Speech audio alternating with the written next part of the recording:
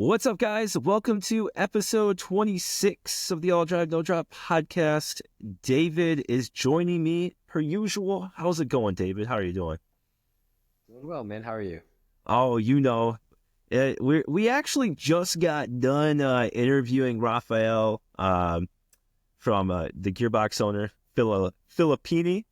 So it's a long one. So if you're interested in Gearbox and you want to know everything going on in Gearbox and the new tech, we've got one for you. We got one. So stick around for that.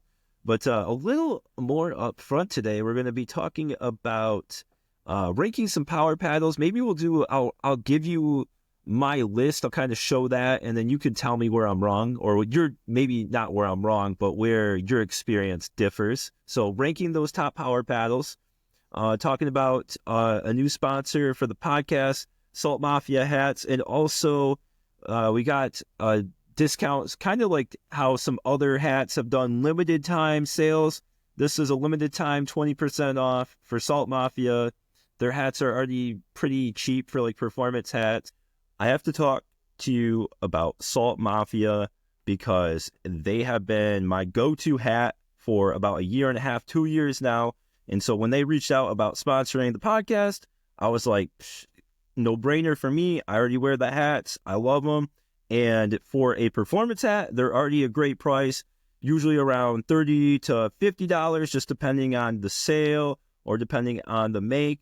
But excellent hats. And right now, up until March 20th, you can get 20% off the hats, which they pretty much never do.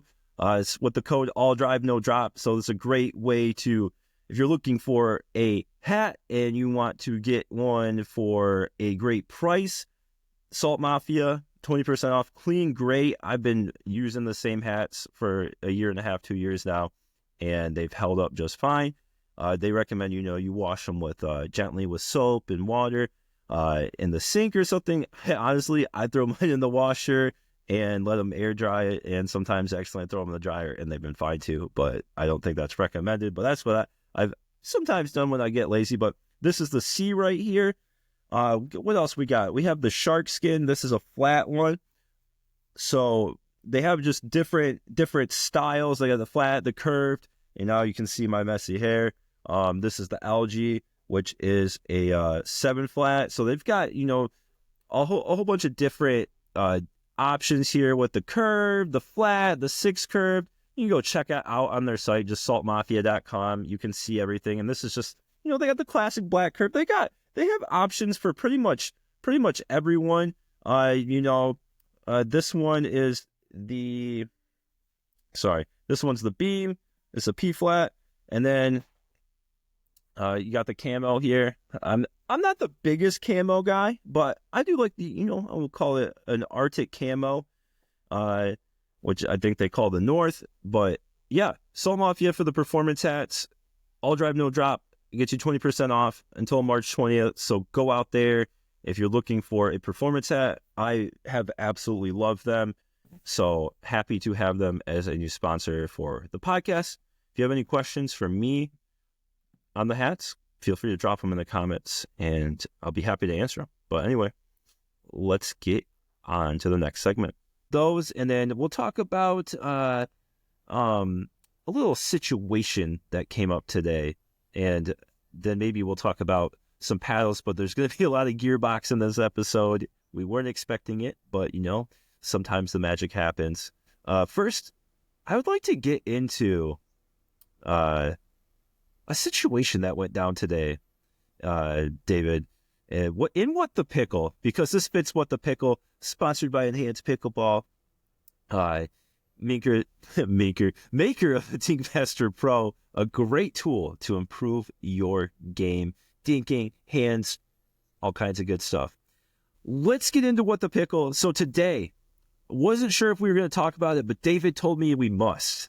Or maybe I told David we must, and he said, good idea. I don't know. So let me set the scene. Matthew Shorts writes a blog and a newsletter for Who Deaf Pickleball. And you can go read the blog if you want. I'm not going to read the entire blog. It's actually quite a long post.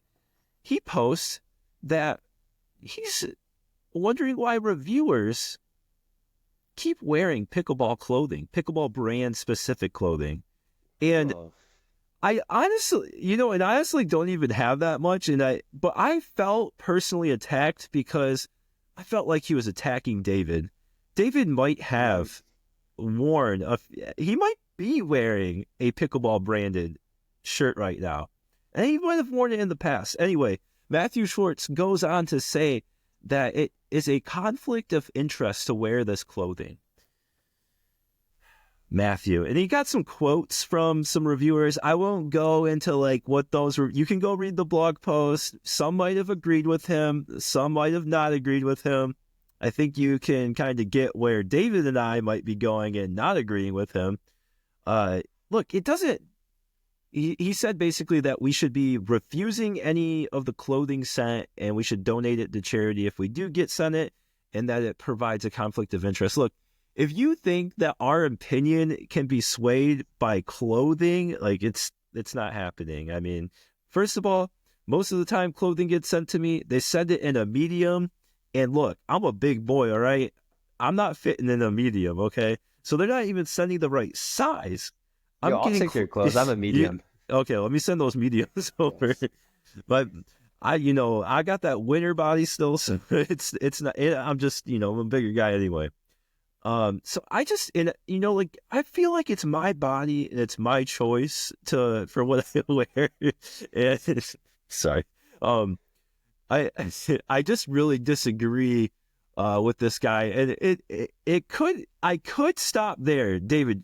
Do you have anything to say about just that up front before like I start digging deeper here? I will say I paid for this shirt, and then if you see me with that 11/6/24 hoodie, also bought that. So my reviews, my Neonic and Spartus review, bought both of those shirts as well. I pay for these clothes. I actually didn't get sent any of these. You can ask Daryl, Josh. They did not send me these clothes for free. I like the brands, and when I started working with them, I was like, I like this brand. I want to rep it. I want to wear it during the review just because I think it will look nice. But apparently some people see that as a conflict of interest, but I'm still going to do it anyways because I paid for that shirt. I, spent money.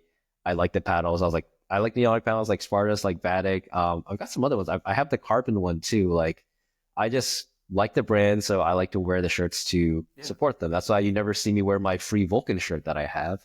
You don't see me wear that like random Selkirk stuff. Like, I'll wear the Selkirk stuff sometimes. Like if like my laundry's running low and I need a long sleeve, I have that like ugly like tie-dye one. It's like weird colors. Their clothing is not the best. Designs. I actually did donate a lot of those because the quality wasn't good on those. But that one I also I bought that with store credit anyway, so it's not like I got it for free. Yeah. So I mean, there you go. This man's bought all the shirts he's wearing, so let him wear the shirts. It's really not a big deal. Like at the end of the day, we're big fans of a lot of these brands too, right? Like we like them. We play with their paddles. And some of them make really cool clothing too. So, I mean, I guess if you let us know if you really have a big problem with it, probably won't stop us from doing it. But I am interested to know. So that's kind of where the scene starts. And I guess there's a divide maybe amongst the reviewers about how we feel about this. Some of us definitely feel like, we feel a type of way like, hey, why are you going to tell us what to do?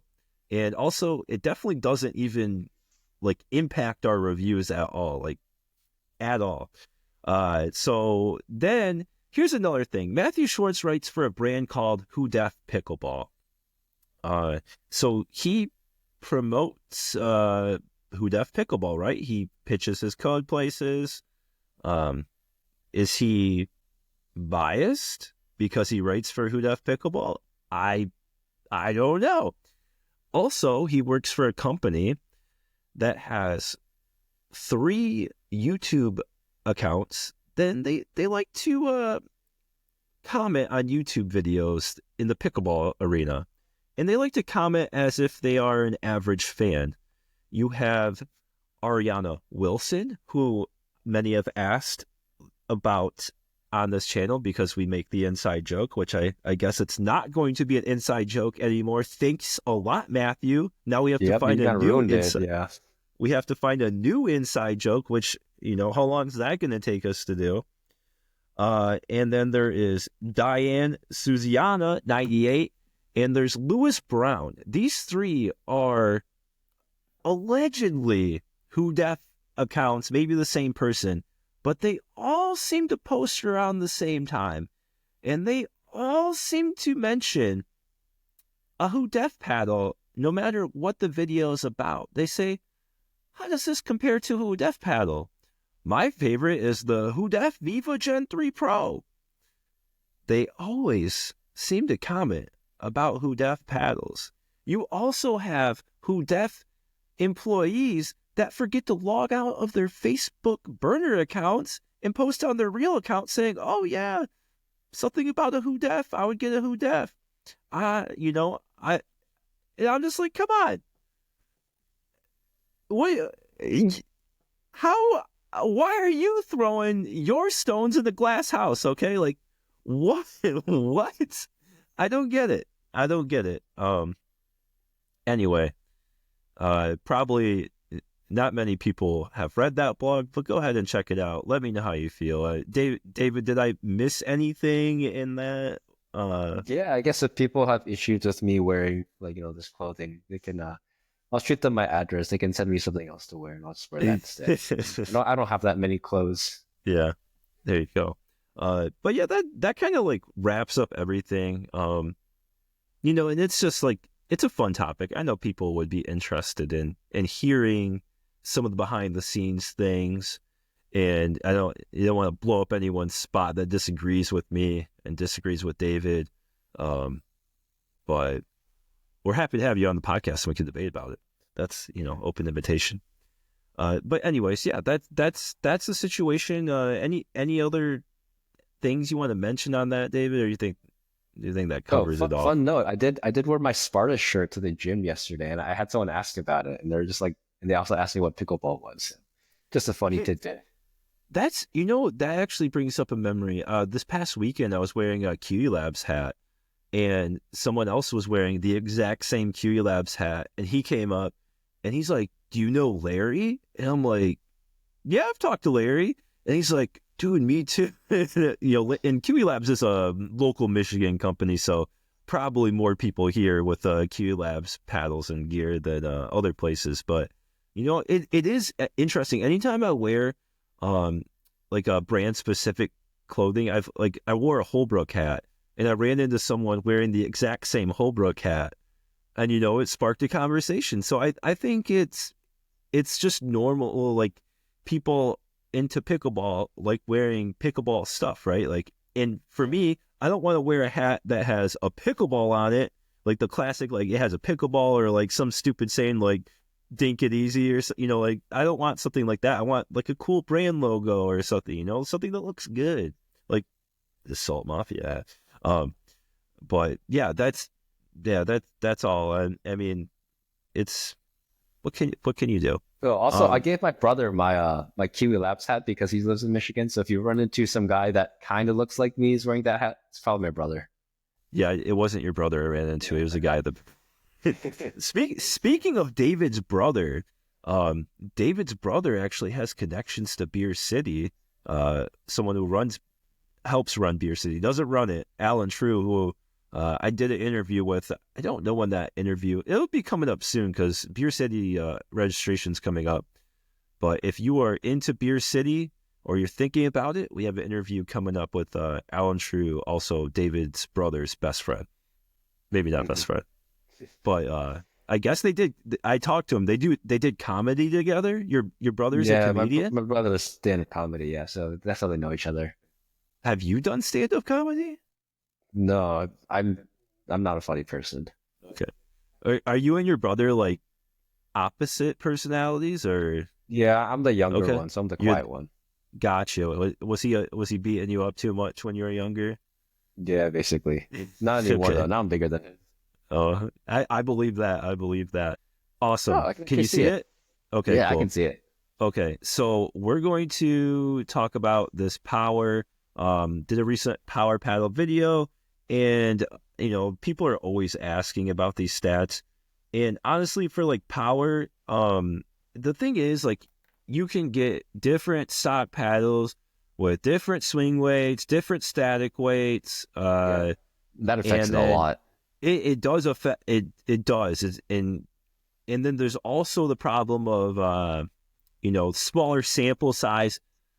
So I mean, like, I tell everyone, like, and I think this is why you don't do the stats, right? It's like you can't truly account for all these variables, but people love it. So I'm a man of the people, and I just do it.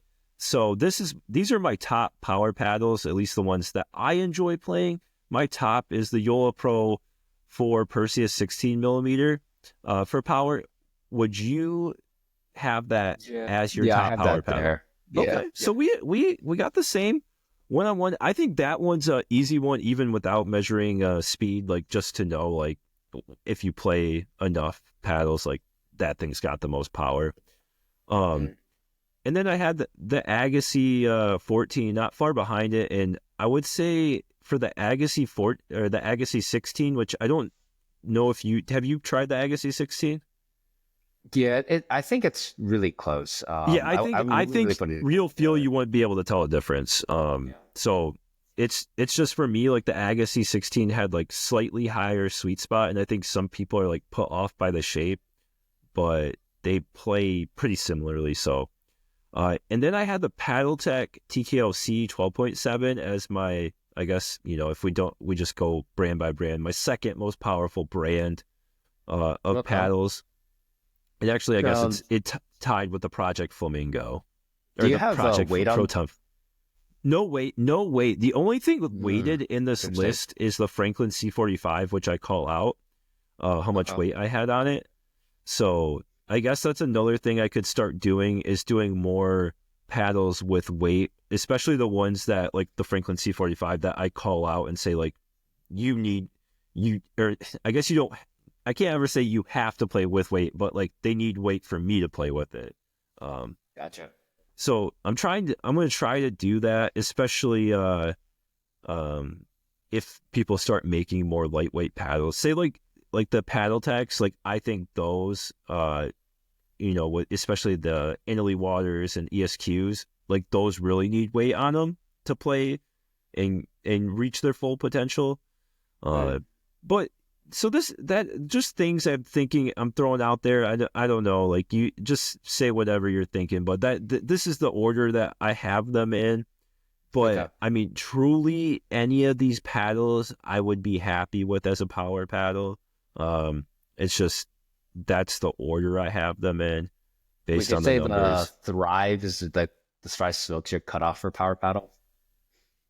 So anything, I have everything on this list. So the way I kind of am thinking about it too is, like, if you have a high pop number, you can be a power paddle too. It's like, your overall firepower. So everything on this list I consider a power paddle. I guess as I start building this stuff out, I can have a number. I'll be like, all right, this is the number that cuts off power. This is the number that's all core, or, from whatever to whatever is all core, and then anything below is control. I don't know if it really matters. I guess it's just for me, it doesn't matter, but I understand, like, for other people, it's easier to digest, right? Like, they're like, all right, I'm looking for a power paddle. Here's my paddles. All right, I'm looking for an all core. I just want to look quick. And then if you really want to dive into it, you can just start looking at the paddles individually or in a range. Like, you don't need to worry about what I label it, what someone else labels it. Like, at the end of the day, whatever I label it doesn't matter. If it's, if you're comparing, say, like, something that's all core leaning power and something that's, like, just at the bottom of power, like, like, just because they have different labels of all core and power, it doesn't matter. Like, they're so close together. It's just they hit that cutoff. But yeah, that's just what I have for the power. And then I'll rank it. No, I don't even have this in the table. See, I was messing with a whole bunch of stuff to get my power paddle video done, so I was kind of messing around with this. But if you want to check this out, you can go to the power paddle video. I have it sorted by each way, and then I need to get this linked into a Google Docs to link in this podcast and link in my power paddle video. But Gotcha. is there anything that you would say is like missing from this list that you're like, hey, you really need to focus on that power paddle? I'll start with like what I would switch around. Sure. For me personally, I don't have too much on the Flamingo, but from my experience with it, I would have put that just above the Carbon. Okay. I guess I probably didn't have as much time as you did, so I didn't open it up as much, but I'd put that lower. Yep. And like I wouldn't consider that high. Thrive Smoke, I agree with that when I hit it for the first few days, but now it's at the point where I would actually put that above the Paddle Tech. Like, oh, the yours one has I gotten had, hotter? yeah, mine's pretty hot. Like, I don't know if you saw that one story I posted a few days ago, but like I was just nailing shots with that thing. Interesting. No, I haven't got enough. I guess I've had probably like 8 hours on it. I don't know. Maybe I'll have to. I have that. I'm gonna take that out tomorrow too. So yeah, I've been hitting that one a lot, and I hit that actually side by side yesterday with the Paddletech 12.7, and so that's why in my opinion, I would rank that one higher. So that's one that like I felt like changed for me. Like day one, I was not impressed with that paddle, but then day 2 and day 3, I was like, I really like this, and so I've been hitting that a lot. I was just drilling it on the Big Master earlier. Yeah. Because the first time you hit it, you're like, oh, it's not even a power paddle, and now it's gotten to the point. Oh, okay, interesting. Okay, that's a good note. But I think everything else seems fine. Spartus, I might put a bit hot. Olympus, I might put a bit, but I guess without weight, tough to say. But I think I would still, without weight, put it higher than the Carbon. But that's just like the ones like off the top of my head that I'm seeing. But I guess your second question was like, what paddles do you think I would like add to this list? Or yeah. Ooh, just looking around. I mean, obviously, I don't have some of them that have like the families. Obviously could be added to like all the other paddle techs. The Pegasus Power probably could add all the Joola Pro 4s that will be coming out. I would have considered the Super Quartz, but I think it might have been like a bit core crush when I did hit them, so that's why I probably wouldn't include them. No, I think because we're disregarding the 3S and the mod and the PPE, so I think that makes sense. Well, I threw one 3S in on here. Oh, I guess Just because they don't have their Pro 4s up. Yeah, and I guess they'll have a dual certification for their 3S, so it'll just be a grit reduced thing for. But off the top of my head, I can't think of what I would add, but someone will probably let us know in the comments. Oh yeah. I'm sure there's always something. All right. Maybe the Huda Viva Pro Gen 3. Oh, we forgot. Man, trying to figure out how I get back into this thing. All right. We'll stop the sharing. That's the first time I've done it with this software, but that is just a quick look at the power. You want any more in-depth thoughts on those different power rankings, check out the power pedal video. But yeah, I guess you want to talk a little bit more about your Thrive Smoke experience? Yeah, I just think that more of than hitting with this. So I didn't add any weight to it since I think they were saying like, oh, you should hit this stock. I just put some protective tape around it, but it's just like in the description, I actually didn't read it until later. And then when they said like it's supposed to resemble a paddle tech, that's why I brought out the 12.7. And I still think the paddle tech is a bit poppier off the face. But if I'm comparing this, like the 14.5 smoke against the 12.7 paddle tech, I definitely get more power on this. At least the one I tested, which didn't have weight, and then also just an unweighted smoke out of the box. I felt like I was getting a lot more power on drives, but it did lose out a bit on pop. But I feel like in my experience, like I have a really hot smoke compared to what some of the other reviewers are saying when they're talking about it. But I will say, like, I think this hits a lot harder than I thought it would. And maybe it's because it like breaks in a bit, but still no crunching on the face or anything. It doesn't press in. Well, I'll bring mine out. I'm going to play some with the gearboxes, and then I'm gonna play some. Maybe I'll probably bring out the Agassi 16 to get a little bit more time on it. So I'll try to have a good comparison talk on that next week. See what's going down. Also, yeah, go ahead. Did your Franklin break in again, or by any chance? I did notice. Forgot to bring that up because I did see it on your list, but Yeah, mine got like super loud, and it's like I think the feedback feels like a Gen 3S right now. Like it's just hollow, and it just is it hotter too? Yeah. Yeah. So mine hasn't. It seems like it's like 50-50. Some have broke, some haven't. I guess I won't say break, but have gotten hotter, which Yeah. I don't know. So it seems kind of like up in the air, like if it has or not. I'll have to get my interns to put some more time on it because the paddles are they're stacking up on me. But okay, so that My one's heated interns up are on busy you? with the Joolas right now. They're doing durability testing on They're that. doing some durability testing. Yes. Gonna have to get some more interns for us. You know. Well, one of them's on paternity leave right now. Shout out to Coin Christine Sadicade. What can you do? What can you do? At least you give some, you leave for the kids. That's good. That's good. Yeah. Really kind of you as a boss. They're still not getting paid. Not well. I mean, yeah, it's an unpaid internship. You get credit in life experience and pickleball paddle experience. So that's really pays for itself.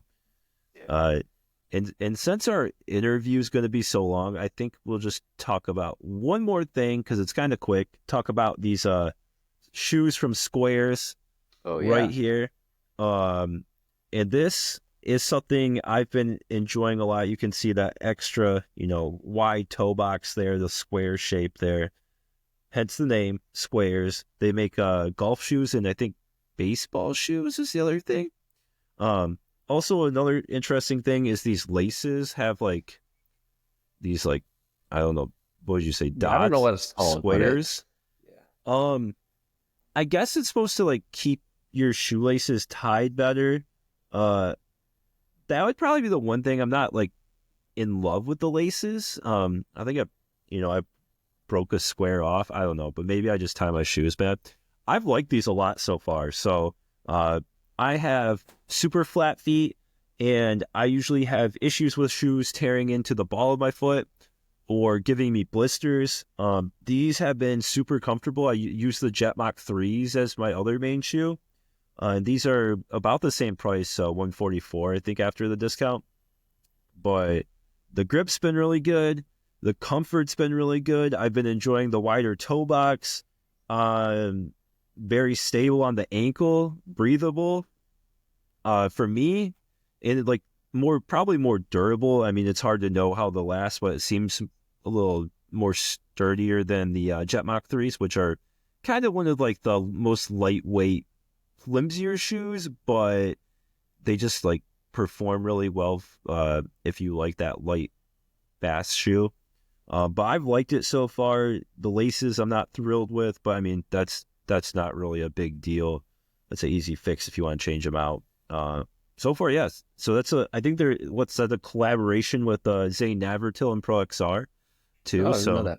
Yeah. So because someone came up to me, they're like, "Oh, are those the Pro XR shoes?" And I'm like, I was like, I forgot. I was like, oh, I guess, but I was like, the company named Sqairz makes them, but they did a collaboration. So, enjoyed those so far. A lot of people were asking me when I put those up on the Instagram story, but yeah, I really do like those.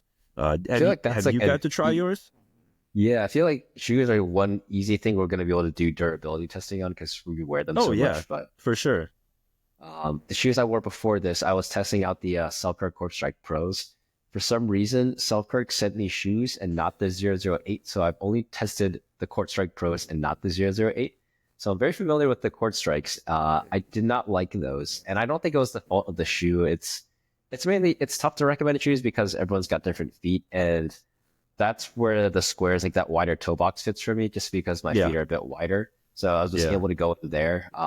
Versus the Court Strikes, it was just too narrow. I was getting blisters on my pinky toe, so I donated those to someone else. And then Sqairz I've been liking. I also don't think the shoelace works as intended. they came undone for me twice when I played. So I don't know Yeah. if I just don't tie my shoes well but the material is kind of funny, but overall, like in terms of the fit, it's really good for my feet. So I switched over to those. I have didn't really have a main shoe before, but this is the one I've been wearing so far. Yeah, I mean, so I don't even have wide feet, but that doesn't like the wide toe box just benefits your foot because if you get your toes like bunched up, you can start getting like bunions and stuff. So Yeah. like my feet just feel better after I'm wearing these compared to the Jet Mach 3s. Yeah. And I see most people. I usually see people looking for wider toe boxes. I don't usually see people asking like, "Can I get a narrow toe box?" So, I mean, we'll see. Yeah, we'll definitely check back in on the durability testing. But so far, these shoes have been excellent, and then shoes are usually something I'm very picky about.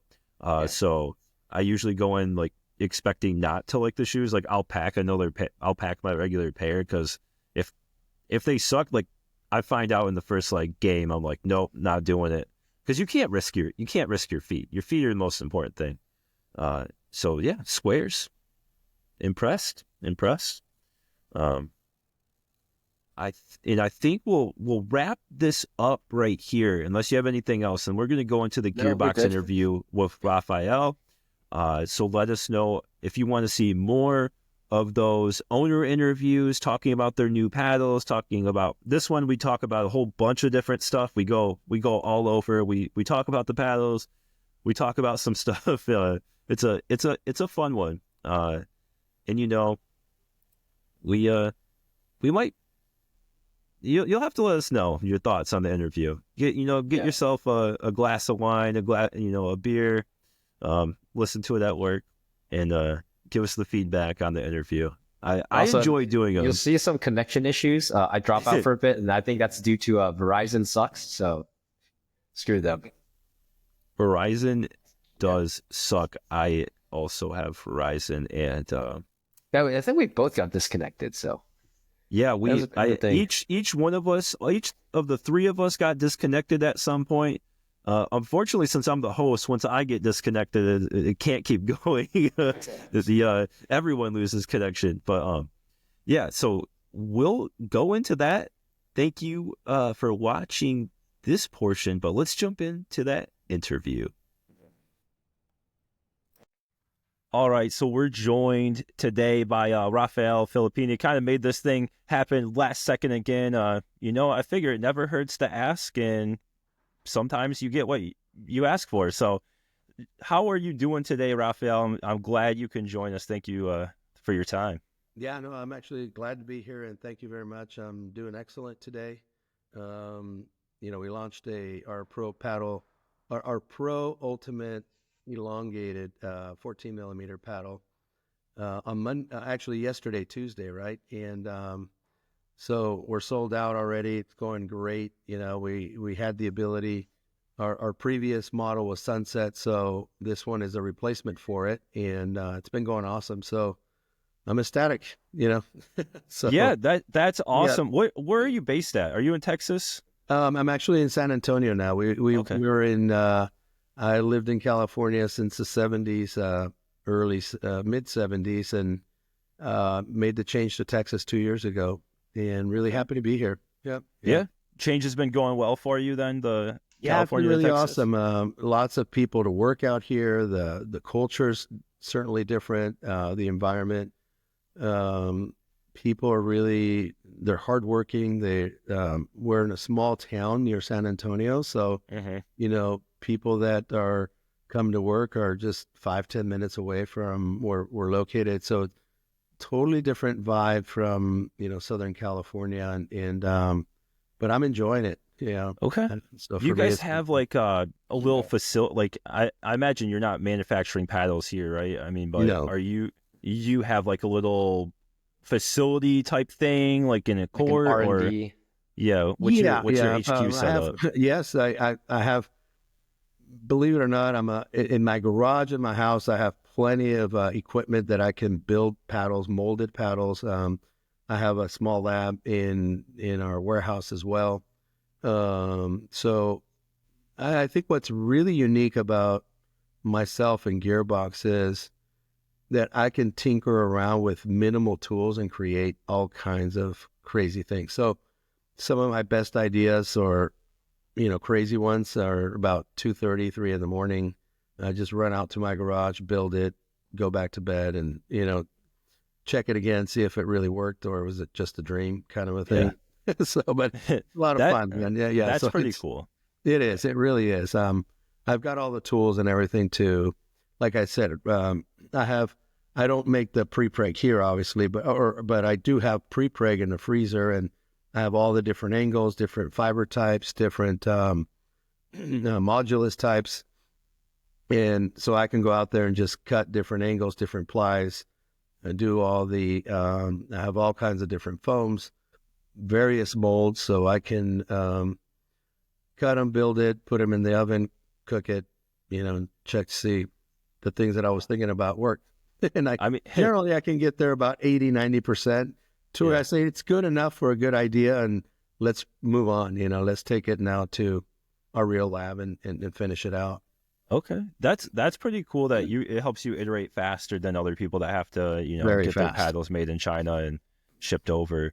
Right. But I have a question. Would you be able to explain the difference in this new core for the Pro Ultimate Power between your previous model and the Pro Power elongated? What's the difference that you've kind of made in the core? Because it's similar, right? But you obviously had to make some, or is it not similar? It is, but they're not. Okay. Yeah.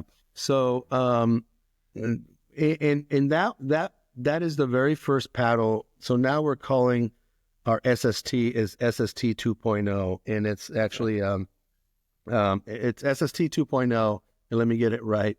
I don't think it says that on this one. It just says SST core. No, it does not. But that was the beginning. It said on the GX2. Correct. Oh, okay. But on the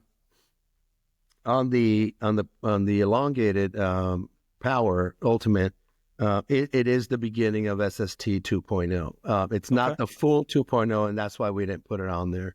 Gotcha. And what it is, we actually increased the fiber amount or quantity in the center rib. So on our standard elongated paddle, we have 22 ribs on a paddle, right? Or that's the max that we can put in there. If we do a perimeter, depending on the perimeter foam, the width of it, we can go down to about anywhere between 17 ribs to 19. So then each rib is made up individually.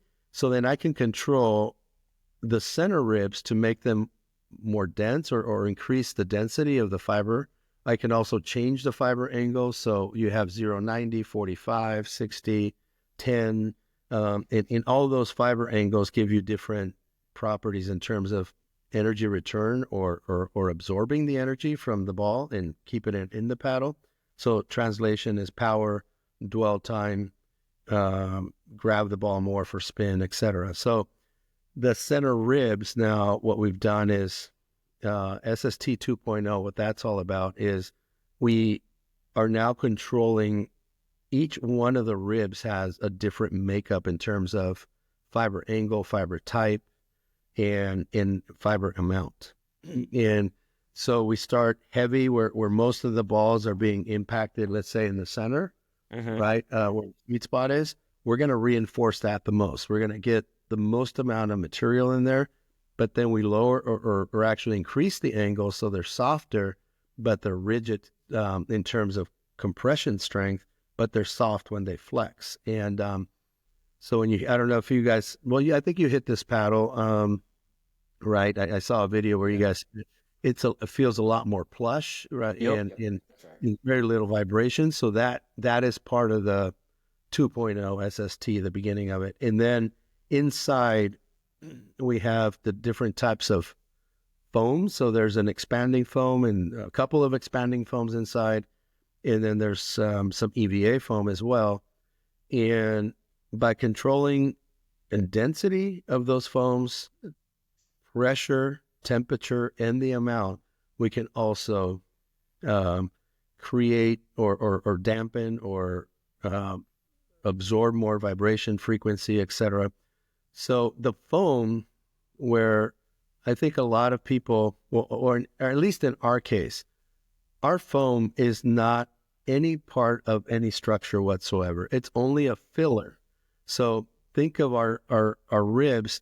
Those are the structures, and the foam is only there to fill those structures to help us provide that dampening or vibration absorption or feel. Kind of like a glass. So I actually have one right here. I'm in my dining room table. So, Okay. you know, you have a glass, and the structure is the glass. But if I were to fill it with water, then it would have a different sound. I can dampen, you know, when people play music with the glass, depending on how much water and volume you have, you can change the sound, right? So Yeah. same thing. The actual structure is the glass. Our structure is the carbon fiber rib, and the filler inside, or the water in that glass example, is what we control to change the frequency, vibration, etc., as well as the fibers themselves. The fibers do help absorb vibration. You can do weaves and things like that break up the frequency running down the paddle. Mm-hmm. That's why some paddles that have woven faces or maybe some materials like Kevlar versus carbon fiber or fiberglass feel different, because they have different, the way they control frequency and vibration are slightly different. And then if you weave it, then you can mechanically control it even further. So, Okay. So I imagine you're going to stay with these carbon fiber ribs. And I did have a question, and it seems to have a couple questions from the audience as well. Is what do you see, we all know, like on the Pro Power Elongated, it took time to break in. Mm-hmm. So for these paddles, how exactly did you address that break-in period? I saw that you were trying to limit the break-in period. I think there's a little bit of break-in period on this still, right? Yeah, I mean, right now we're talking about the Pro. We're still talking about the Pro Ultimate Power. Yeah, so that one, that came to us very quick, right? Because of the sunsetting of the Pro Power E, and we needed to find a quick replacement and address. So what we did there is we reinforced the paddle to meet PB core and get everything right. Yeah, so we made that. We wanted to make sure that, and there's another term that USAPA is using, and that is it is degradation to benefit, meaning that for some reason people think the brands are out here designing a paddle that is just going to be strong enough, it passes the test, and then as soon as it passes, you play with it for a week, and then it all falls apart, and then it gets really hot, right? I don't think that's the intention. The intention was always for the paddle to just be hot or powerful, right? Yeah. But the way carbon fiber works and carbon fiber behaves, we mold these paddles, and the epoxy resin holds the fibers, and the break-in period is really the epoxy resin itself that holds the fibers together. Once you begin to fatigue that, and you loosen up the resin or the glue, let's say, then now you're just left with the fibers, and the fibers are the ones that really behave well and return all the energy and have all of the strength. The resin, it has very, very little strength.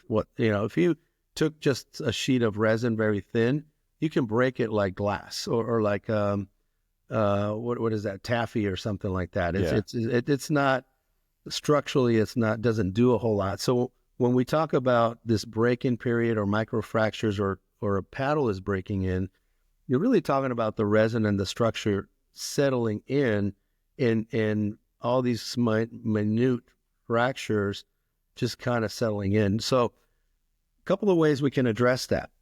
One is reduce the resin content, right? So normally the resin content ratios are 60% carbon fiber, 40% resin. We can try and bring it down to 32-78.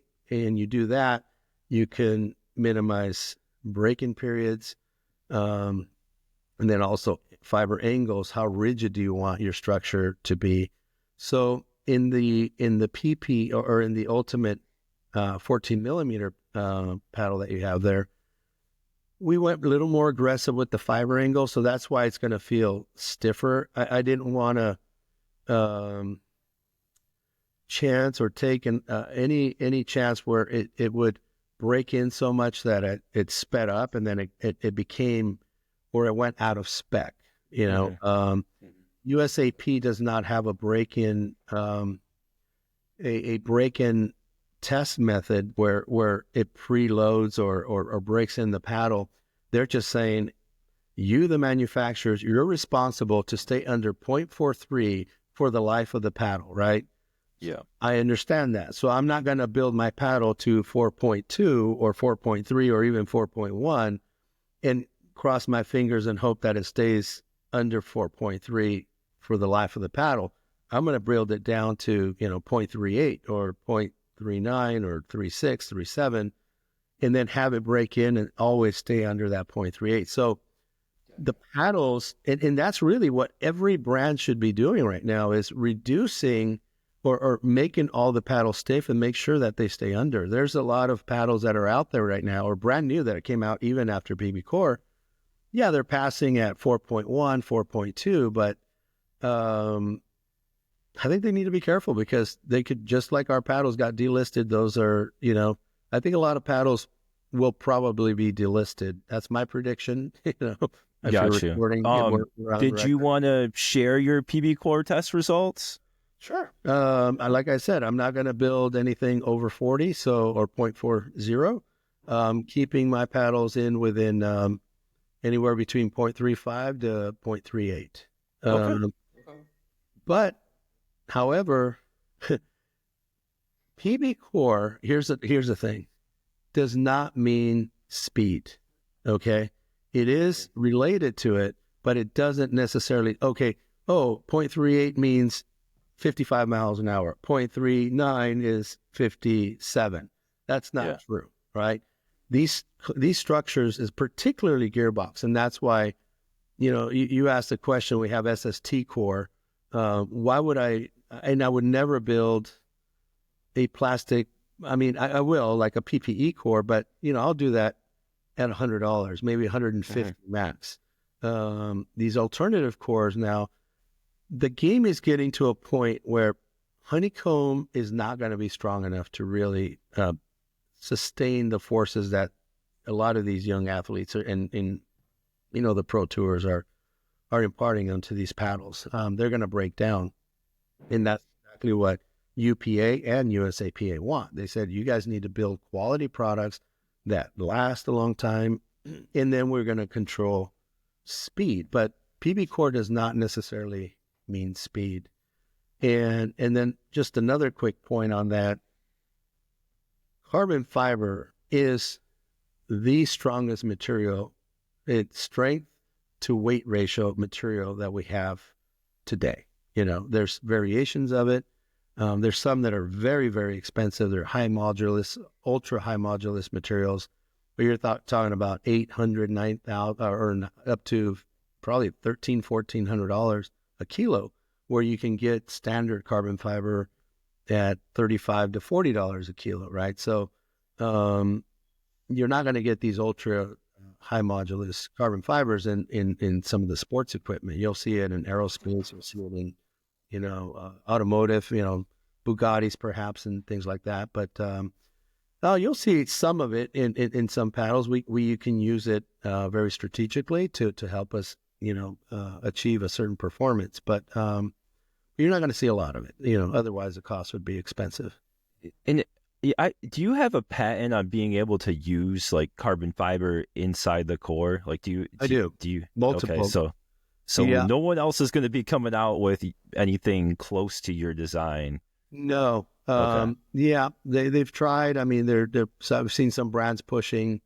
I'm certain we'll reach out to them, but no, that was the big thing. And that patent was created in 2015, and I think we got the official patent around 18 or something like that. It Generally takes about 3 years. So it does take a while. And I think we have about 43 different pickleball patents right now that, and they're all core related, structure related, performance and things. And there's a big difference too, guys. Maybe you can look this up, or I don't know how much you know about patents. There's a difference between a design patent and a utility patent. And a utility patent is what we have. Those 43 are all, I don't have a single design patent. Design patents, anybody can go around. They're great for marketing. You can say, oh, it's patent pending, but you know, you're just protecting a design that anybody, if you have 3 holes, then you put 4 and now you've, you know, gone around the patent. And that's not what we're about. I hear you. I would have to bring my lawyer, Josh from Spartus, on sure, we can fully understand all that. But that, I mean, that makes sense. Basically, they can't use that in the purpose of for pickleball paddles, and then I'm sure some of your other racket sport stuff has. Well, that so that is that particular patent is for structures like panel. You can, if you look at it, it'll say panel, but I've done it for pickleball. We have skateboards, any internal structure that's hollow. We want it very strong and very light. Yeah, you know, we utilize these rib structures because you make remove a lot from skateboards the too. Yeah, we've got a really cool some electric skateboards and street boards and half pipe boards and we do. So Gearbox, we're a composites company, right? Okay, and I'm focused in sports because I love to play sports, right? Dirt bikes, motorcycles, and you know, skateboards and all that. So just very Southern California kid, you know, growing up. So okay, I'll have to take a bigger deep dive on your site. Then I didn't realize you were into all this other stuff as well. We don't have it up on there, right? Oh, so, okay, yeah. So sometimes we license some things. I got a bunch of stuff that we've never done anything with, but eventually we will do it. Yeah, I got an electric skateboard, man. That's a longboard, does 28 miles an hour with about a 20-mile range, 2 hub motors in it. And the thing is, it only weighs 12 pounds with everything on it, where most of them are 25 to 30 pounds. I feel like that's for David. I might hurt myself on that. I don't skateboard either. I'm not. Anyway, I'm a yeah, biker. We're digressing, So, but anyway, so I mean, I guess I'm saying all this because that's what Gearbox is, right? I mean, we're nerdy sports guys, right? Well, we appreciate the nerdiness, and then I just to get this in, since we haven't talked about the GX2 yet. Mm-hmm. How is this one different than what's your 2.0 core compared to this? Is it like the difference in the foam, or is it just difference in how the ribs are structured? Yeah. No, it's again, each rib is built individually. So that this particular paddle has either 22 to 24 ribs across. And each one of those ribs in the center, they're reinforced more, but they're made softer. So they pocket the ball more. I don't know how much time or if you guys had a chance to hit it, but the feedback so far on this paddle is like, boy, it's really soft. It's plush or pillowy. It's really dense too. Really dense, but the ball is really flying off, right? Because the traditional, when you have soft, dense, and plush, means dinking, no power, right? Mm-hmm. Here we're just confusing the brain because we're like, wait a minute, this paddle is not supposed to be poppy. And then you don't have sound either. So and there's no sound, right? Yeah. So like, wait, the ball's coming off really fast, but my paddle's telling me it shouldn't. And so, you know, people are a little bit confused. So we're giving you a really nice plush feel, plenty of dwell time on it, but the ball is jumping off. It is a very unique thing that we're doing, particularly with the GX2. We've got, and because we can control all this, so, you know, we can make GX3, GX4, GX5, GX6, depending on what we want in terms of the people want more power. So once we understand this PB core better as an industry, do we want faster paddles again? Well, we can always add more power. We can expand the sweet spot. So, but on GX2, what we did is made the paddle to absorb, provide dwell time, because dwell time also means spin, right? You can grab the ball and be able to rotate it or drive it, and roll the ball. And that's not only due to the texture of the surface, but the way the ball is being held by the paddle, right? We're not deforming the ball so much. We're allowing the paddle to kind of flex around the ball and then grip it and grab it more. So that's one. And then the ribs themselves and the actual structure respond and give you that springiness or that pop. And that is not only the core. That we have three main structures with this one. We have the face plies, we have each one of the rib cores, and those are all tied into the handle and the throat area. The throat area is all solid down in there. So those those three structures, main structures, work together to give you that, that drive on the ball or that power. Now, the biggest thing that we're doing with the GX2, and this is the very first time that we have taken our SST core and put it into the traditional build with an edge guard. And why did we do that? We ran tests. So carbon, our SST 2.0, and this is a crush test, right? And we did it to crush it to a certain limit to deflect it. So carbon fiber is 4 times stronger than polypropylene. So the way the carbon fiber resists or the strength of it, we can apply a force of about 260 pounds right in the center, 1 inch diameter, and the structure does absolutely nothing. Where we apply that same force to a PPE paddle, it just crushes and it folds, right? And we did the same thing with these new foam cores that are coming out, which is the EPS foam, which is foam that's been used in surfboards and, other industries like motorcycle helmets, I believe, and some other. So we crush those, they have pretty good resistance, but it's only half the strength of our core in terms of crushing. So it is very important for us right now. And we talk about that linear break-in period and how we don't want the paddle to degrade to benefit.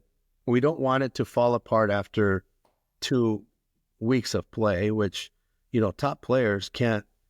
I mean, the pros change their paddles all the time, but somebody who purchases a paddle at $270 or $75, we want them to see the value and performance of these paddles. So we came in and built a very strong core, but we made it very playable too. You wouldn't think it's that strong because it's so soft. You're like, well, there's probably some give in here. Yeah, I think some people have a hard time because they're used to that louder sound, and it's like you get the paddle, you don't hear anything, and they're like, oh, this doesn't have any power, and you're just like, wait, you got to see what, how it plays. But I think that if these hold up for durability wise, especially for these guys, these like 5.0 to 6.0 guys, they have like 2 or 3 paddles that they just rotate through in their warranties usually because, and now I'm talking Gearbox, but I'm talking like Joolas and other Protons, like they have 2 or 3 because they know they'll break it in a month because they hit the ball so hard and they're guaranteed to break the polypropylene paddles. We had players like that utilize our paddles, and they would go through them, much faster than what I wanted.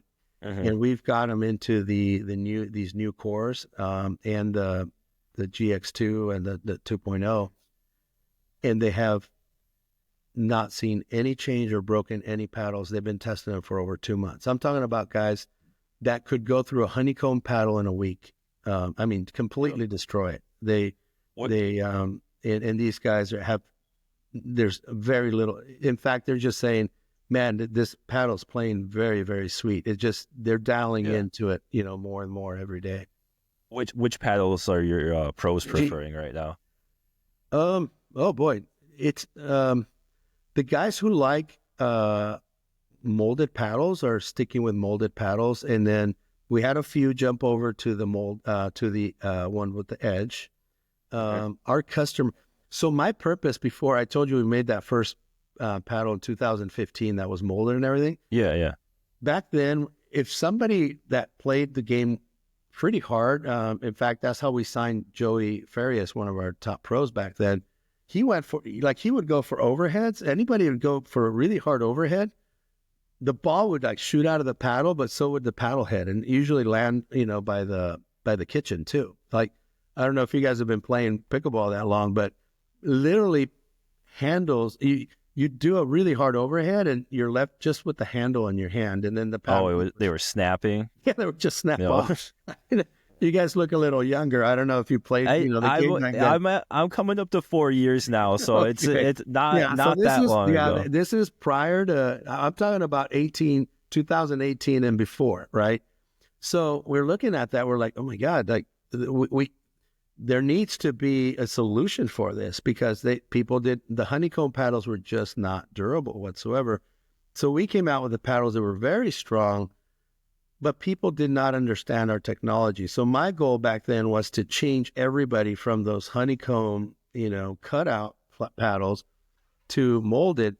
And we've done, I think, a really good job. Even some well-known brands have followed, the molded technology.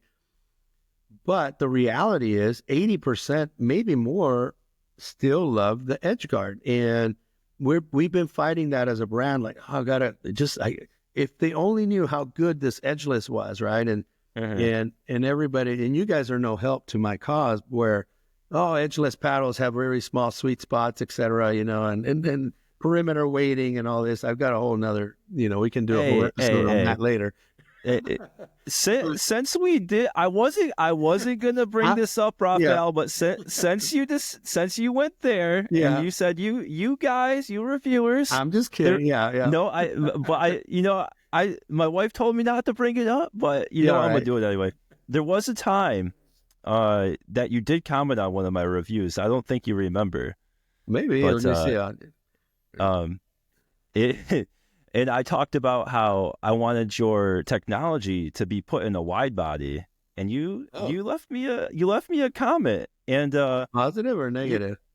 It wasn't the best comment. It wasn't a comment. It's okay. I'm a big boy. I can handle it. We're adults. It was a comment about how with your technology, you didn't need wide bodies. Correct. And I'll stand by that. So what's going on there? I see you got a wide body now. Well, that is, no, you're right. We have a wide body because I think the industry as a whole is not ready to really fully experiment with doing perimeter weighting or weighting of the paddles. We're seeing more of it, but not the average customer can't go into a tennis shop and say, hey, weigh up my paddle this way because I want to expand the sweet spot. I want to, just like tennis rackets, right? They have these big RDC machines. String my racket at 52 pounds versus 65. I mechanically making the paddle wider, done deal, very easy. You don't have to mess around with too much. But here's the reason why I think it's not necessarily the best thing. For example, our Integra XL shape, I could have made that wider. Like right now, it's a little bit shorter. I could probably bring it out another, at least 1/8 to 1/4 inch. I would love to see that. Well, maybe, but I'm gonna tell you why not. All right, tell me. Because when you're swinging, when we play pickleball, the paddle's you're never swinging just straight back and forth or left to right. Anytime you get ready for a forehand, look, I'm too far or too close. But I'm actually rolling the paddle. You see that? Like I'm going from here. I'm not going from this side to this side here. I'm actually rolling and twisting, right? Yeah. So this twist as you go, if it's wider, there's more resistance there. However, and then this particular shape, the Integra XL, it's almost just as long as our elongated paddle. So for moving from left to right or driving the ball from the baseline, it's going to give you that length. But once you get into the kitchen, you need very fast hands. Yeah. So keeping it narrow allows you to maintain that maneuverability. And then if you want to stabilize it more, you can add a little bit of lead tape at 5 and 8 o'clock or 3 and 9, and it'll give you the stability without really increasing the twist weight more, so you can keep it very maneuverable. Yeah, so I understand where you're coming from. Yeah. And the point where I would say first, going back to the wide bodies and how like you're talking about, but it's already got that good sweet spot, and that's kind of the other reason is the maneuverability too. Just like you faster, swinging side, forehand to backhand, and it's just faster going back inside. Just makes your hands faster.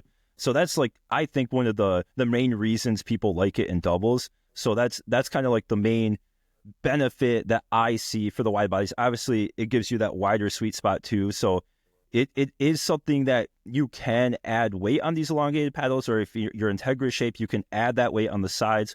But the thing is, there is that little extra width on the paddle does just help itself. You can't, you put weight on the elongated, but you can't actually make the paddle wider. So but people like that elongated for the extra reach, sure, people like on the wide body for that extra width. Right. So there's pros and cons. Right.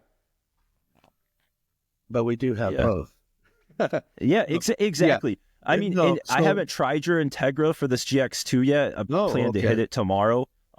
It's been a crazy busy paddle season. The other thing is, with the Integra, we can open up that sweet spot too. Mm-hmm. So we can manipulate. Right now, pickleball is in its infancy. As we begin and build more paddles, you're going to see that with the same shape, we can widen the sweet spots more or reduce them. Now, the benefit, and here's another thing, and I brought this up just a couple of days ago. All of the reviewers are young or fairly young, like yourself. Thank you. Right? Yeah. Well, and male. Yeah, it's dominated by males for sure. I think I've only seen one female reviewer that there is one. I wish I could remember her name at this moment. I'm sorry, I don't either. But channel. Yeah, but remember, the pickleball industry is made up of 45% female and 55% male, and then out of the females, we have young, all the way, from 8 years old, 6 years old, to 90 or over 90. So when you guys are recommending a wide body in this might be great for a male, but not all females. A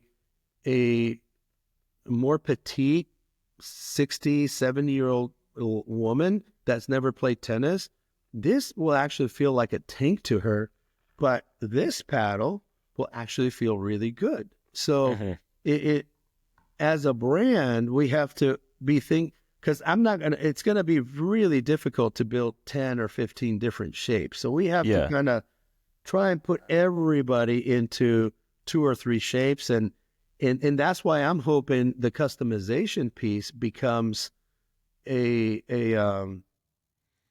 more of a science where people can take a paddle and maybe from one shape and one length, you can say, wow, if I configure it this way, I can make 10 different paddles out of this one, right? I can make it feel different. And I think the sport is going that way, but we still need some work. Yeah, and I think that's one area where the reviewers have helped, right? We've popularized customizing the paddles, and I think it's still like a lower percentage, and obviously we're kind of in a bubble in this review space where everyone watching is probably customizing. And then you get the occasional viewer, like some of these, like the best paddle videos and those bigger ones, like those will get viewed by less of the hardcore fans. And that's where we can kind of try to bring them into these different weight setups. Cause it's not hard to do, right? Once if someone shows you exactly where to put it and what to do and what the benefits are, where you place it. I understand what you're saying about the hybrid shape and why you didn't make it wider. I won't say I 100% disagree until I play it, but that is the only thing I ask. And here's what I'll do, or here's what I would request from you guys as reviewers. Take your favorite paddle, figure out how much it weighs, what the balance is, what the swing weight, and what the twist weight is. Get that exact same setup if they're the same length. Get a very similar setup with this So try and match this new Integra XL. Is that the one you're going to go hit? To your favorite paddle. Because if you don't, you're comparing your apples to oranges in terms of weight and balance and twist weight and all that. Get those two things the same, and then go out and hit the paddle, and then do a comparison. That's going to be very different than, because oftentimes I see, the reviews being made, and they're like, oh, I just get all the specs. Oh, it's got a twist weight of 5. Yeah, that's really low. The sweet spot's going to be small, and you haven't even hit the paddle yet. And then sometimes I see the reviewers say, man, the twist weight says 5, but boy, this paddle is playing like if it had a 6, in terms of a sweet spot. Yeah. So something is going on, right? Like, wait a minute, this isn't translating to what it should be. But the reality is, I don't think the numbers, the 6 or the 7 or swing weight or this, it's not a science where, or just like PB Core, a 3.8 doesn't mean 55 miles an hour. No, it maybe on a general sense, most of them will fall in. But you got to remember, this core is very different. So we're doing things with this core. We can manipulate every little area in this core to perform different and behave differently. So we'll fine tune all of those things even further as the sport evolves, because boy, it's been changing, and you guys know it's been changing very fast, right? Styles and everything. Changed. And that's something I've been doing lately. Like, I hate to bring a competitor on here. That's okay. But say this new Franklin C45. I weighted it up to be around where my Spartus Olympus and my 11.624 Vapor, and I'll probably get the Integra in the same area, so that I could compare apples to apples, because that's like I do weigh up all my paddles to try to get them in the same area, because it just makes me play better and it helps me compare the paddles easier. But of course, you have to talk about them stock as well, because like you said, a lot of people don't modify their paddles, and they want to know, how does it play stock? No, and I think so it's like we got to do it all. You definitely have to do it both ways, right? But I would say I would first go and build it up to how you like it, and then remove everything and hit it stock, because then you'll because I think. And I never really tell people, especially my testers, like, oh, what's new about it? What did you do? It's like, no, I don't know. I want you to hit it and you tell me what you feel, right? Yeah. Because if I start ingraining things or kind of preconditioning you as to what you should be feeling, et cetera, then I'm cheating myself, right? Or I'm already training you on what you should be saying. And I don't want to do that. I want you to tell me what you're feeling. You like it, not like it. This whole thing about visually, I see the ball moving faster, but I'm hearing it and feeling it. It shouldn't be doing that, right? It's retraining of what we feel. And in fact, even the UPA was talking about, UPAA was, should we control sound? Because, some paddles that are really quiet, you can't see how fast that ball's coming up, and it's kind of catching you off guard, and you're doing it. Well, there's no rule on it, so we're utilizing that to our advantage. But you as a consumer or any consumer out there has those advantages now. Just like on the PPE or Pro Power Elongated, there was never a rule on speed, right? There was only a very basic deflection, and then they, now they changed PB Core, and and there's still, believe it or not a rule on velocity.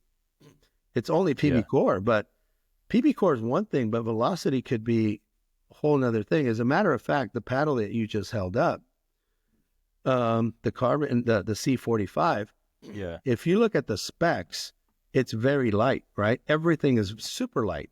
Yeah. So I'm not saying that that is one way you can go around a PB Core test. You make it super light, and I'm not saying they're doing it. Please, that's what I assume the paddle techs, how they get around it too. I mean, you make it really light, and then you bump up the weight, a couple of ounces. Excuse me, guys. No worries. And then now you can do other things. And I'm not suggesting anybody's cheating, but anyway, that is. But I did see reviews, for example, on that paddle. Boy, sorry. All good. And maybe it's a Franklin guy pushing a button for my throat. he's silencing you. Yeah, that's right. No, I'm kidding. I can joke like that, right? I mean, we should be able to. Side question: who's your best friend in the pickleball industry? Is it from like another company? Yeah, from a competitor. I like the Holbrook guys. Those are cool young guys, man. Those guys they're cool. Now everybody. I mean, I've been around. That's what's really unique. We get along with. We are competitors, etc. We, everyone's trying to get ahead. But in racquetball, for example, there's hate there, right? I mean, we show up. I mean, you see the guy, you're like, well, you're a jerk or whatever. But here, yeah, I mean, we're all quirky in certain ways, but generally we get along. Yeah, that's good. That's good. Yeah, I mean, there's a lot of guys that I like, but favorite, I like the Holbrook guys. They're fun. I met the Pickleball Apes kid. I say kid because everybody's half my age, it seems like. But and then Gordon, I like Gordon from he's over at Joola. He's one of their. Okay, I haven't talked to Gordon, but yeah, and all the Joola guys are good too. I mean, it's just Selkirk guys I get along with well. They used to joke a lot. Like we used to set up our booths next to one another at the U.S. Open, and they'd come over and rearrange all our paddles and mess up our booth, and just kind of laugh. So it's just nice. So we don't have any. I don't know. We're all good. But anyway, going back to that paddle, I saw a lot of reviews on it, and people out of the box, I would say 80% maybe, if I were to guess a number, didn't like it until they weighed it up, right? And then once you put the weight on it, they're like, okay, now this paddle is playing well. And that's totally fair. And I think the industry should do that. And even our paddles, like for example, I saw a review on the GX2, and they said, "Oh, everything looks good except the balance." I don't know why, they're keeping it at 245. They should bring it to 235. That is such a simple thing to do, but you don't need it. Balance and swing weight do not relate, and you cannot just add weight to the handle and say, "I'm going to lighten it up and make it swing faster." That is absolutely not true. And so we could just simply add 10 grams of carbon fiber at the very bottom of the handle. And if, but it will not change the swing weight. It will bring the balance down. It'll make the paddle heavier, but you're still stuck with the same swing weight. And I don't know if you've done that experiment. Go ahead and add 10 grams or add one of those sliced bug caps on any paddle. Do the swing weight with and without it. It's going to be exactly the same. Yep. We've been messing around with the weight in the handle, the flick weights, the slice caps. Actually, a topic tonight. That's not to say that if you feel it, man. And I can't argue with that. But, but the swing weight machine and the math will tell you there's no difference because all the weight is around the fulcrum, right? So it's rotating about that axis. And the further you go out to the end of the paddle, that's where you're going to feel that resistance. But people say, "Oh no, it just swings faster this way." I can't. Fine. It's definitely a feel thing. It's a feel thing. Right. So I mean, I've had people hit the ripples and tell me that they didn't have any power. So it's like sometimes it's just it is what it is. What can you do? Well, even some people. Initially translated our GX2 as like, "Oh, I don't feel as powerful," but then you get a radar gun and they're like, "There's no way I'm hitting that fast." I'm like, well, I'm not lying to you. Like, here it is, and so it's just a retraining of what we're used to, perhaps. Sometimes. So going forward, do you plan to keep your paddles quiet approved, like for the most part? Yes, because we don't know what that's all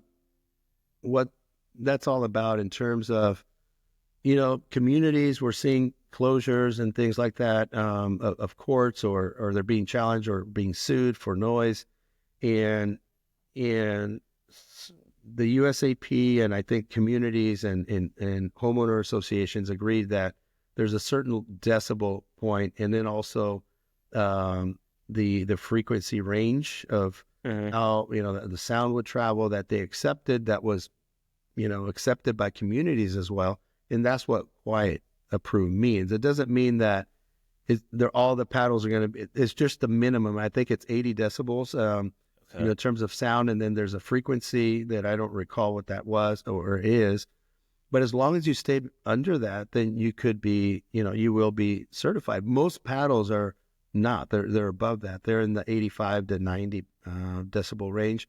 Our paddles, we can get them down below that 80 and get them certified. So, yeah, I think it's a positive thing. Some people prefer more vibration and feel, when they hit the ball.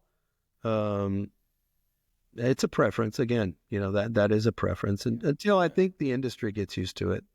Yeah, it takes some getting used to. It's just you're playing pickleball song. It's just an unusual feeling, like not hearing that sound. The classic sound. But yeah, I know some people just like it. get your radar gun out there and check it, and you'll see, right? And then all of a sudden you're. So what I like to do is we have our core players, right, or even the current pros. We always, and even in racquetball and other sports that we've done, I love the junior kids, right? Because they have no they're not preconditioned or anything. They're just like, give me a new paddle that's going to let me do more things, right? Like thinking, that you have your red zone, the orange and green, right? Or green, orange, and red. It's like, no, man. But juniors, it's all green, right? Right by the ground. I'm going to roll this over the net and that.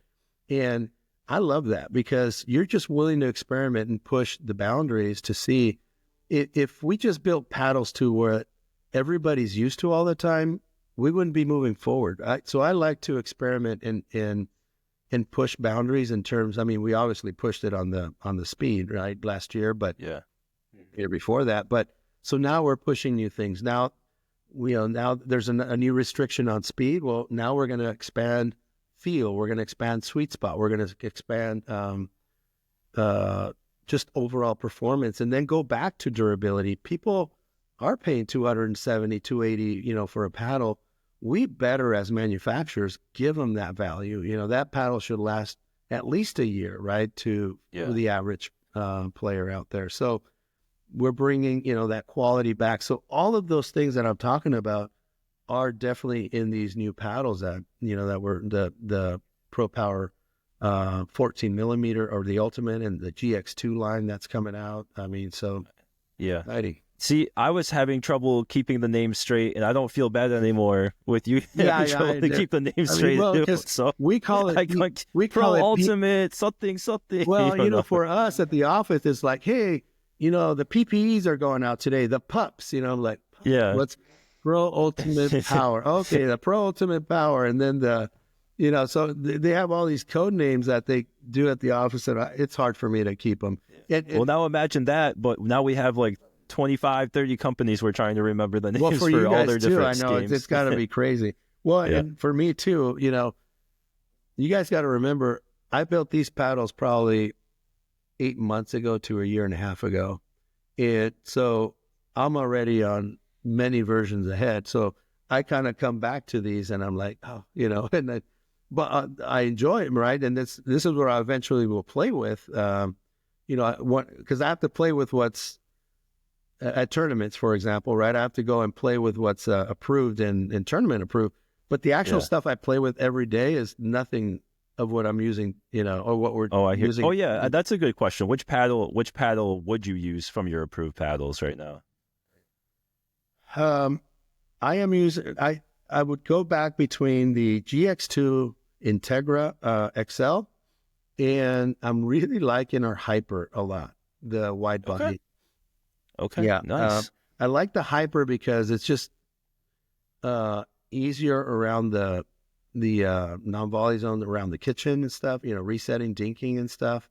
But all right, I'm going to confess something here. I'm still fighting. You were using the Joola mod. What's that? No, I said you were using the Joola mod. Not that bad. No, I'm still more. I'm having a hard time transitioning to the edge guard, not because it plays better, because I've been working almost 9 years to obsolete that, and now I'm going. I really like the GX2s. I mean, whether it's the Hyper, the elongated, or the Integra. I prefer the Integra out of the three for myself. But on the molded side, I like the Hyper because I can generate plenty of power myself, and I don't need that extra power from the elongated paddles. But I love the maneuverability and what I can do with the GX2. Gotcha. So, yeah. Okay. Is there a Hyper coming in this 14 millimeter ultimate power, or? I've built it, but we haven't really talked about doing that yet. It just all depends, man. There's so many battles. There's a lot of there. stuff to do. Yeah. I think right now, but yes, I think there is a place for that, and I have some new technology coming out, and it'll be out probably in another year. Let's just say, my whole purpose there is to show everybody that said you can't put a huge sweet spot in a molded paddle. I'm doing that. You're gonna make us eat, all of us eat our words. Right. That edgeless paddles not quite like that, but I'm just gonna. It's like my own satisfaction, right? Like after all of these reviews, it's kind of a game for me. I have fun with all of this. So I have a fun question to ask you. Sure. Who is your favorite pickleball reviewer, and why is it Rafa? That's funny. All right, I get it. No, actually, it's not that. It's not Rafa. It's not that. Why? It's not what you're saying. It's not exactly the way you're saying it. Rafa, he's very technical, and I can say things, and he gets it immediately, right? So I think he's got engineering background and concepts that we talk about, he's a Harvard engineer. Yeah, right. So they're very easy. So we can have some conversations, and they're really neat, in terms of understanding. And not that John Hughes, I would say he's the same way. And then, no, I think every reviewer has their own way about them, and I think that's what's really neat and cool about our industry. Also, Rafa is just 4 hours up the road from me, so we're friends with Rafa, so I just wanted to throw that joke. No, I'm just saying. This is the first time we've spoken, so first time ever. And I told Jared, man, you guys give my phone, and if you ever have any questions or you want to poke at me like this, some more, that's fine. Give me a call, and because the better our communication is, and I can at least translate what I'm trying to do with the technology and our products, the better understanding you would have, and then maybe, that's the best way to review a product, right? Not just judge it for what you think it is, rather than, hey, let me explain what's going on with the details and what we're trying to do.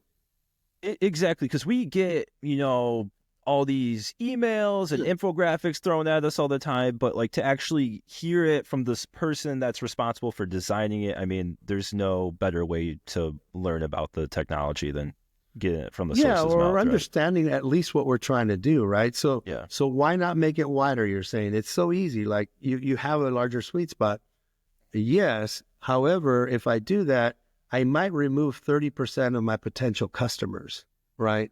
So I can do that, and it'll give me a better review, but I will probably not be able to reach a certain, but you're at the same time, maybe I'm not reaching another segment because I'm not making it wider, right? So I think that I understand where you're coming from, but I think those people are just going to use elongated, and the hybrid, having it wider, really does help with the stability. And I know like the twist weight's just a number, but like so many people are just conditioned now that they see the twist weight number and they instantly glaze over. It's not even that necessarily it will play better, because I understand you could do internal weighting and you could make that sweet spot bigger as is.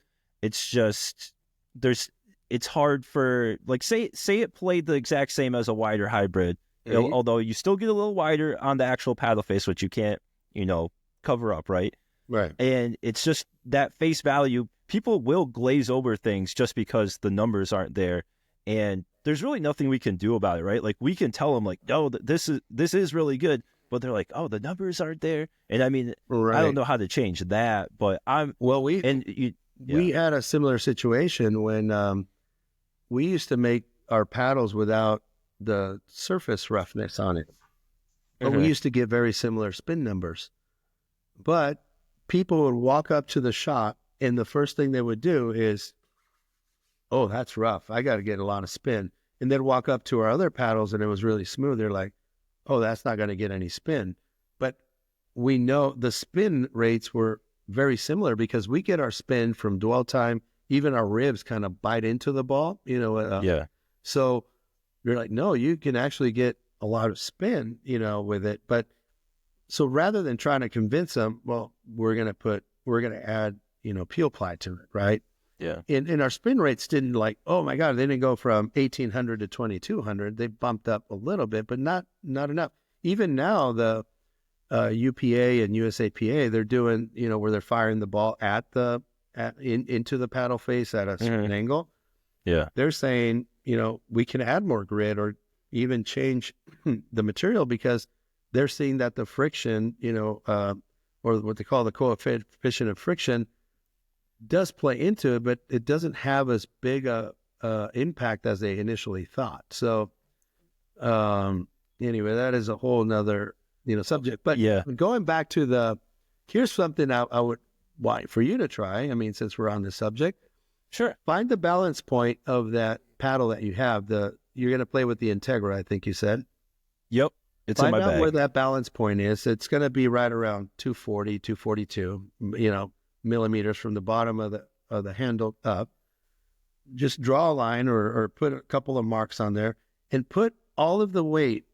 You can probably go, if the line is here, let's just say the line is right in here, put the weight maybe go a little bit above the line and add all the weight right here.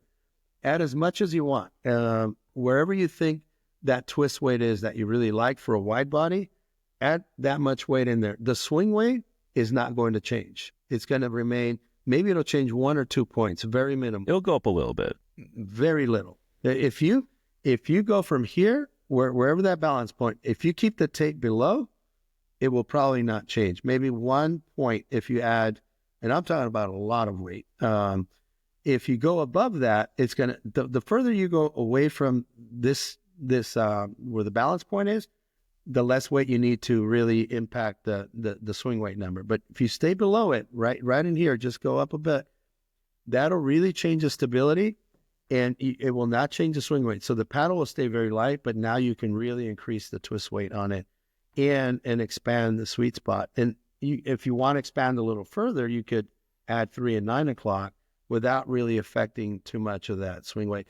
So you can play, and in reality, and that's another argument that people make is, oh, why don't they just add edge guards? It has so much more perimeter weighting and it's going to expand the sweet spot.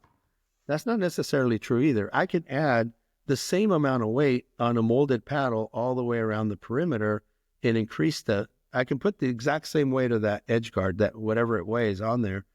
And so it's not just put an edge guard and it's going to improve, right? So it has to do more with the design. My point is, it has to do more with design and structures than just adding weight. Yeah, I gotcha.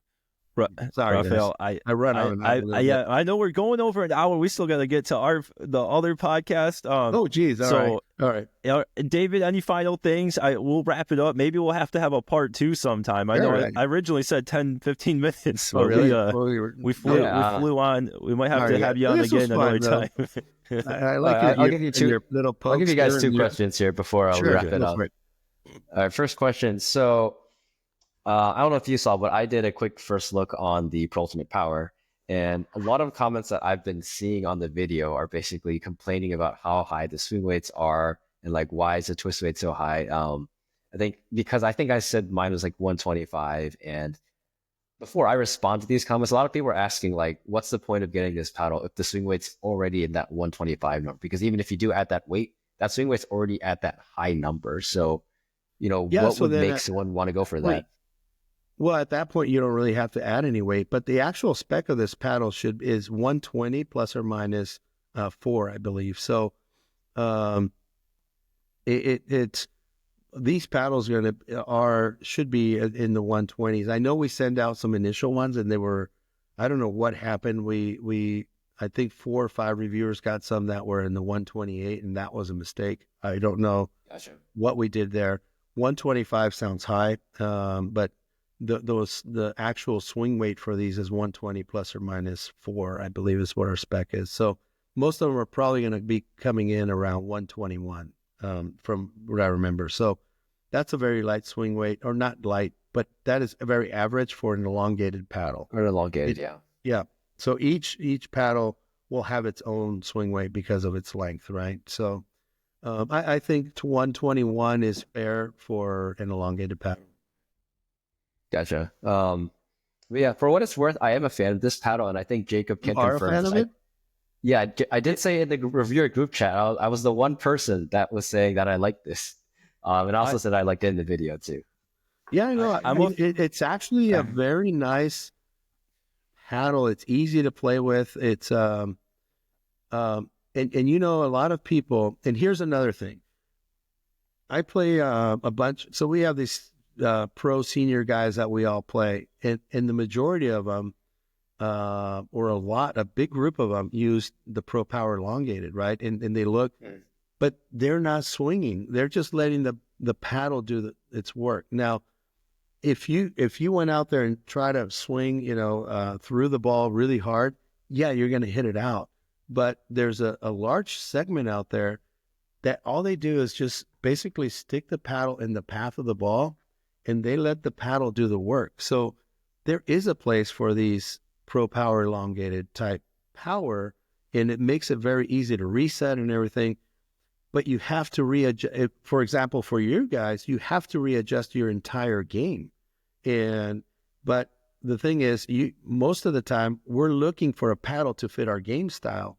My purpose when I design stuff, I'm trying to go the opposite way. I'm trying to push boundaries, change styles, because there's young people or new people coming in from other sports that are looking and have different techniques. And, for example, a badminton player, racquetball player, tennis, have all different strokes and different approaches on the game. So we're trying to just see where the game goes.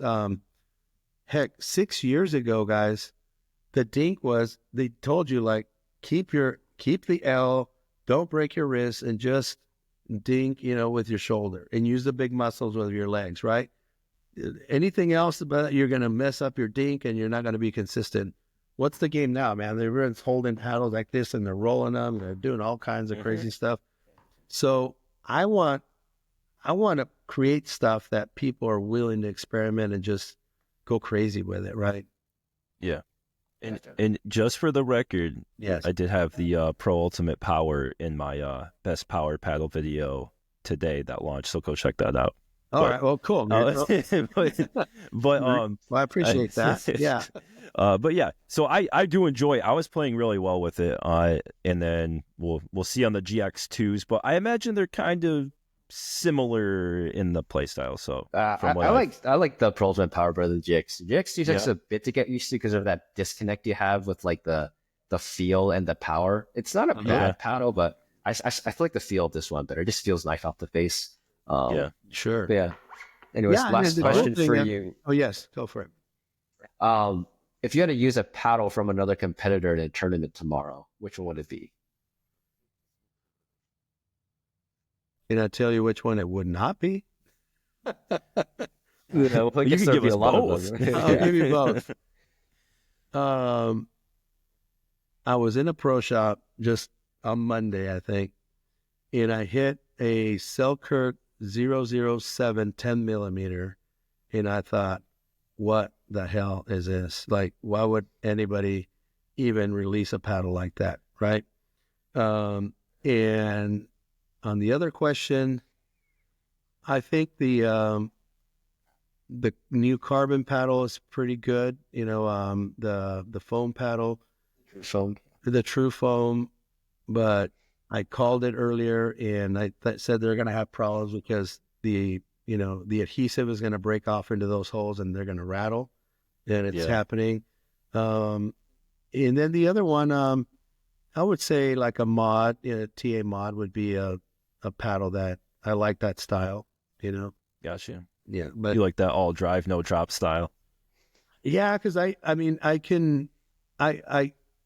played a lot of racquetball, so I like to believe I have fast hands and soft hands too, so I can take down the power of somebody. But I do like, that's why that PPE was really nice for me, because just from a quick punch right here, I mean, you can speed up the ball tremendously and get it up on somebody fast. So now we know that the sport's not necessarily fond of that, right? Too fast anyway. Gotcha. So, but yeah. So those are probably the paddles. And to be fair, I haven't tried. I've seen the reviews on the 1160 and another one that seems to be popular out there, and I haven't tried those, so I can't talk about the 11624 power paddles are pretty popular. Yeah. And I mean, there's a whole bunch of other stuff. Yeah. I mean, to me, all of that is fine. And to be honest with you guys, I mean, I could build a mod TA tomorrow. I could build a 11.6, all of those things. I could put honeycomb and put perimeters. I mean, I could do that all day long tomorrow and bring it even at $100. But that's not who I am. I mean, that's not what our brand is about. I mean, I'm going to push boundaries. I'm not in here to just make a bunch of money. And, so those technologies to me are very basic. They're very easy to do. They're good. I'm not knocking them, but most of these guys aren't developing. It's Asia, the guys that are, the factories are building stuff, and then they're, setting certain specifications. And I'm not saying that's a bad thing. I'm just saying that I'm in it because I'm in my garage building stuff. I get an idea. I'm like, man, I'm going to go tinker. And one day, you guys can come over or whatever, and you'll see I have thousands and thousands of crazy ideas. And, some are like, what the hell was I thinking? Like that paddle I mentioned. And then others are like, man, this has potential. And it goes in my potential side, right, for future. Because sometimes I build stuff that people wouldn't even understand. They're like, and it wouldn't make sense to bring it out into a market because, it just would not be a good paddle for today's game. But maybe in the future it's good. Yeah. I think we can end on that and open an invitation to come visit you at your house anytime. We appreciate that. David was actually just in Texas, so he could have hooked you up on that. But we'll have to have you on again. Obviously, we could. Looks like we lost him. Yeah. Oh, there he goes. I'm back. You're back. See, it was kicking me off. I was going too long. But yeah, thank you so much for joining us. I don't know how I'm going to work this into the podcast now. It might have to be a standalone Just video. Cut it out or something, right? Yeah. But yeah, we thank you. can do another one if you want. Quick. Yeah, for sure. One. We'll do another one at open invite anytime. Yeah, and I appreciate guys your time and the opportunity to let me kind of share my views and things on stuff. So, thank you. All right, have a good one, Rafael. All right, you too. Thank you. See you guys. Bye.